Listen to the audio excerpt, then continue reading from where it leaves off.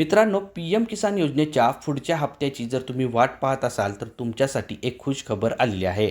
कारण शासनाकडून आता पी-एम किसान योजनेच्या 23व्या हप्त्याची म्हणजेच पुढच्या हप्त्याची तारीख जाहीर केलेली आहे आणि याची माहिती पी-एम किसान योजनेच्या ऑफिशियल ट्विटर हँडलवरून दिलेली आहे. तर चला पाहूया की ही माहिती नेमकी काय आहे आणि कोणत्या दिवशी पी-एम किसान योजनेचा हप्ता शेतकऱ्यांच्या खात्यामध्ये जमा होणार आहे.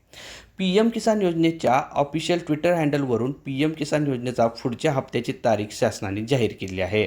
या माहितीनुसार पी-एम किसान योजनेचा 23वा हप्ता जो आहे तो 20 जून 2026 रोजी थेट शेतकऱ्यांच्या खात्यामध्ये डी-बी-टी प्रणालीद्वारे जमा होणार आहे.